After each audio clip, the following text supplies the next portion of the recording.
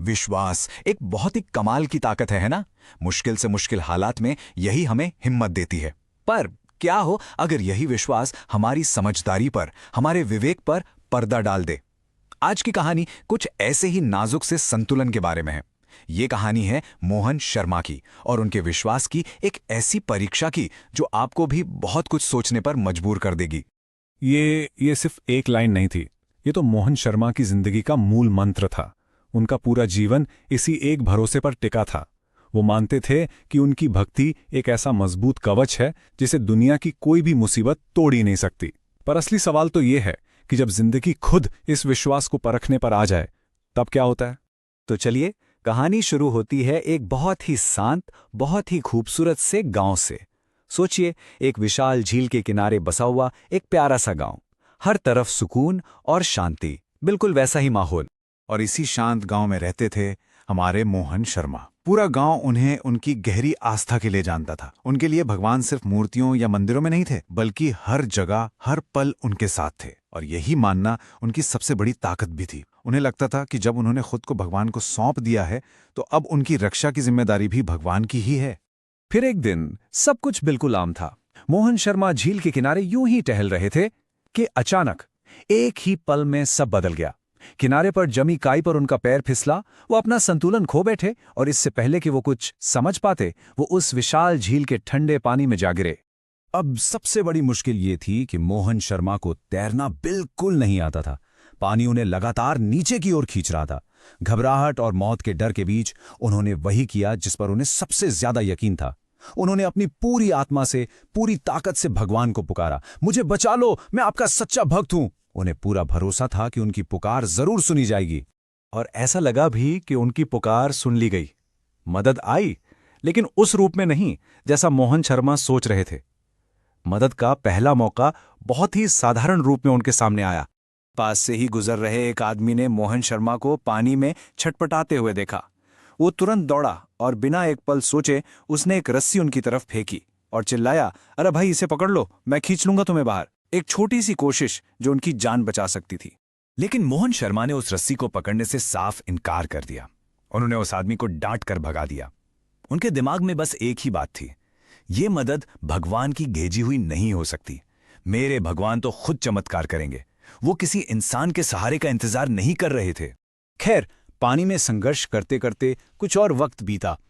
अब मोहन शर्मा की हिम्मत जवाब दे रही थी। शरीर थक कर ठंडा पड़ने लगा था और तभी उम्मीद की एक और किरण नजर आई। और इस बार मदद पहले से कहीं ज्यादा मजबूत थी। एक मल्लाह अपनी छोटी सी नाव लेकर सीधा उनके पास पहुंच गया। उसने अपना हाथ आगे बढ़ाते हुए कहा, जल्दी करो, नाव में आ जाओ, मैं तुम्हें किनारे ले चलता हूं। सोचिए, बचने का एक बिल्कुल पक्का और सुरक्षित तरीका सामने था। पर मोहन शर्मा, उनका जवाब अब भी वही था, नहीं, भगवान खुद आएंगे मुझे बचाने। उन्होंने उस मल्लाह को भी मना कर दिया। उनकी आंखों में अब भी इंतजार था, पर किसी इंसान का नहीं, सीधे भगवान का। वो जिद पर अड़े थे कि जब मेरा विश्वास इतना बड़ा है तो मेरा बचाव भी चमत्कारी ही होना चाहिए। अब तक तो मोहन शर्मा की हालत बहुत ज्यादा बिगड़ चुकी थी। वो बस डूबने ही वाले थे। आवाज भी हलक में ही फंस गई थी। और तभी मदद का तीसरा और आखिरी मौका आया। इस बार कोई अकेला आदमी नहीं था, बल्कि पूरी तैयारी के साथ एक सरकारी रेस्क्यू टीम वहां पहुंची थी।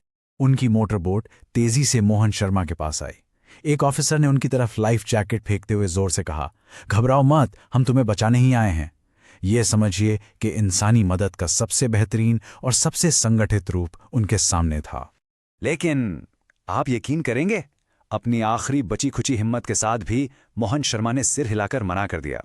उनके होंठों पर अब भी वही शब्द थे, मुझे आपकी मदद नहीं चाहिए। उन्होंने अपनी जिंदगी के उस आखिरी मौके को भी ठुकरा दिया। और बस इसके बाद संघर्ष करने की कोई ताकत नहीं बची थी। उनके थके हुए शरीर ने पूरी तरह से हार मान ली। ठंडे पानी ने उनकी आखिरी उम्मीद को भी छीन लिया। और मोहन शर्मा अपने उसी अटूट विश्वास के साथ झील की गहराइयों में हमेशा के लिए समा गए। एक बहुत ही दुखद अंत जिसे शायद टाला जा सकता था। पर कहानी यहां खत्म नहीं होती। कहते हैं जब मोहन शर्मा की आंखें दोबारा खुली तो ना तो वो झील का ठंडा पानी था, ना डूबने का डर। वो एक दिव्य प्रकाश के बीच सीधे भगवान के सामने खड़े थे। भगवान को सामने देखते ही मोहन शर्मा के अंदर शिकायतों का एक तूफान सा उठ गया। उन्होंने कांपती हुई आवाज में पूछा, प्रभु, मैंने तो पूरी जिंदगी आप पर भरोसा किया। मुझे यकीन था कि आप मुझे बचाएंगे। फिर आपने मेरी पुकार क्यों नहीं सुनी? तब ईश्वर ने एक बहुत ही शांत मुस्कान के साथ जवाब दिया, और उनका ये जवाब यही इस पूरी कहानी का सार है। एक ऐसी सच्चाई जो हमारे विश्वास को देखने का नजरिया ही बदल देती है। ईश्वर ने कहा, मोहन, मैं तो तुम्हारी मदद करने आया था।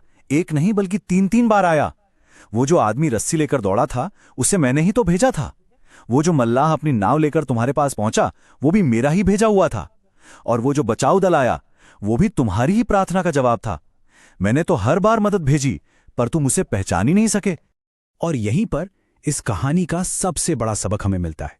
सच्ची भक्ति का मतलब आंखें बंद करके सिर्फ चमत्कार का इंतजार करना नहीं होता। सच्ची भक्ति तो विश्वास और विवेक यानी समझदारी का संगम है। ये इस बात को समझने की कला है कि ईश्वर की मदद अक्सर दूसरे इंसानों के रूप में, हमारे आसपास मौजूद मौकों के रूप में ही आती है। तो ये कहानी आज हमें एक बहुत गहरे सवाल के साथ छोड़ जाती है। कहीं ऐसा तो नहीं कि हम भी अपने जिंदगी में किसी चमत्कार का इंतजार करते करते उन मौकों को नजरअंदाज कर देते हैं जो रोज हमारे सामने आते हैं? जरा सोचिए, आपके जीवन में ईश्वर की मदद किस रूप में आ रही है, और क्या आप उसे पहचानने के लिए तैयार हैं?